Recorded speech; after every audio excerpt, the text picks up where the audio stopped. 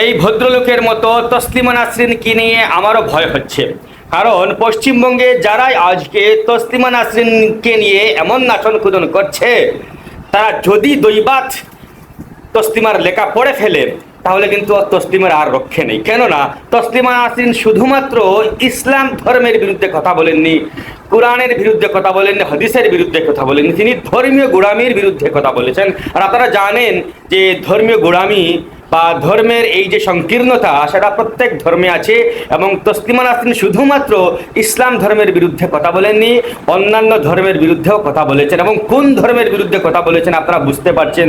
এই উপমহাদেশে ইসলাম ধর্মের নিকটতম প্রতিবেশী যে ধর্ম, সেই ধর্ম নিয়ে তসলিমা নাসরিন বেশ কথা বলেছেন। তসলিমা নাসরিনের নির্বাচিত কলাম আমি নিজে পড়েছি, আপনিও পড়ে দেখবেন। এই ভদ্রলোকের মতো আমারও বিশ্বাস, যারা তসলিমা নাসরিনকে আজকে ফুলের মালা দিয়ে বরণ করছে, তারা কিন্তু তসলিমা নাসরিনের লেখা পড়েনি। তারা যদি পড়তো তাহলে কিন্তু তসলিমা নাসরিনকে নিয়ে আজকের মতো এরকম ধেই ধেই করে নাচতো না। শুনুন তিনি কি বলছেন। এমন উদ্বাহু হয়ে নৃত্য করছে যে যেন তসলিমা নাসরিনকে ফিরিয়ে আনা হয়েছে। প্রথমত তসলিমা নাসরিন সামথিং নোবেল পুরস্কার প্রাপ্তা একজন কোনো লেখিকা। সেই বঙ্কিমচন্দ্র শেষ বাংলার ভালো রচনা করে গেছেন, তারপরেই তসলিমা নাসরিন লিখছে।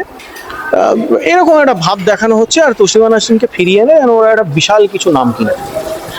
আমি আপনাদেরকে একদম দায়িত্ব নিয়ে বলছি, লিখে রেখে দিন, এদের মধ্যে 99% মানুষ তসলিমা নাসরিনের এক ছত্রও লেখা পড়ে। যদি লেখা পড়তো তাহলে এরা আগে তসলিমা নাসরিনকে তাড়াতো। দেখুন, আমি ব্যক্তিগতভাবে বলছি যে তসলিমা নাসরিনকে ওই ভয় দেখিয়ে, পেটানোর ভয় দেখিয়ে, হুমকি দিয়ে দেশ ছাড়া করার আমি বিপক্ষে।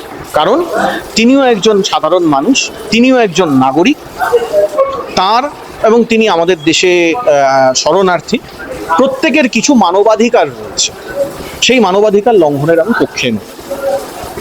তাই যারা সেদিন তসলিমা নাসরিনকে ভয় দেখিয়েছিল, আমি তাদের বিরুদ্ধেও আজ থেকে 20 বছর আগে বলেছিলাম। কিন্তু প্রশ্নটা হচ্ছে এইটা যে আজকে যারা তসলিমা নাসরিনকে নিয়ে উদ্বাহু হয়ে নৃত্য করছে, তারা জানেই না যে তাদের যে ইডিওলজি, তাদের যে কথাবার্তা, যে আদর্শ, তসলিমা নাসরিনের প্রতিটা লেখা, সেটা আমার মেয়েবেলা থেকে শুরু করে, লজ্জা থেকে শুরু করে প্রত্যেকটা লেখা তাদের সেই আদর্শের পরিপন্থী। তসলিমা নাসরিন শুধুমাত্র একটি বিশেষ ধর্মীয় মৌলবাদের বিরোধিতা করেননি। তসলিমা নাসরিনের যে কটা ইন্টারভিউ রয়েছে, প্রত্যেকটা ইন্টারভিউয়ে ছত্রে ছত্রে উনি বলেছেন উনি সমস্ত ধরনের ধর্মীয় মৌলবাদের বিরোধিতা করেছেন। তসলিমা নাসরিনের প্রতিটা লেখায় নারী স্বাধীনতার কথা লেখা রয়েছে, তসলিমা নাসরিনের প্রতিটা লেখায় পুরুষতন্ত্রের বিরুদ্ধে কথা বলা রয়েছে।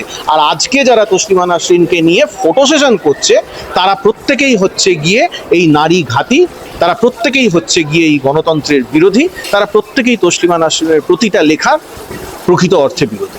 তাই আমার এখন ভয় লাগছে যে এদের সঙ্গে পড়াশোনার কোনো টাচ নেই, কোনো রকম দূর দূর পর্যন্ত সম্পর্ক নেই। তবুও যদি কেউ ভুলবশত তসলিমা নাসরিনের কোনো লেখা পড়ে ফেলেন, তাহলে আমার ভয় লাগছে যে তসলিমা নাসরিন আবার কতদিন এখানে থাকতে পারেন। কারণ ওনারাই আজকে ক্ষমতায় রয়েছে। তসলিমা নাসরিন সেই সিপিএমের আমলে, বামপন্থী সরকারের আমলে তিনি বিভিন্ন প্রেশারেতে পড়ে বাইরে যেতে বাধ্য হয়েছিলেন। কিন্তু আজকে যারা ক্ষমতায় রয়েছেন তারা তো ওইসব কথাবার্তা শুনবেন। মানে তখন হয়েছিল যে কিছু অ্যাজিটেশন হয়েছিল, কিছু বিরোধিতা হয়েছিল, কিছু লোক রাস্তায় নেমে আন্দোলন করেছিল, একটা গোলযোগ হওয়ার আশঙ্কায় তাকে বাইরে পাঠিয়ে দেওয়া হয়েছে। বর্তমান যারা সরকারে রয়েছেন তারা তো ওইসবের ধারে, তাদের যদি পছন্দ না হয় তাহলে ওই গুন্ডা দমন আইন বা আরও কী সব দমন করবেন আমার জানা নেই। তো যাই হোক, আমি এটা বিশ্বাস করি যে কোনো লেখকের বাক স্বাধীনতা, তার কলমের স্বাধীনতা বিশ্বাস করি। আবার এটাও বিশ্বাস করি যে আপনার স্বাধীনতা আছে মানে আপনি কোনো ব্যক্তিবিশেষের ভাবাবেগে আপনি আঘাত করতে পারেন।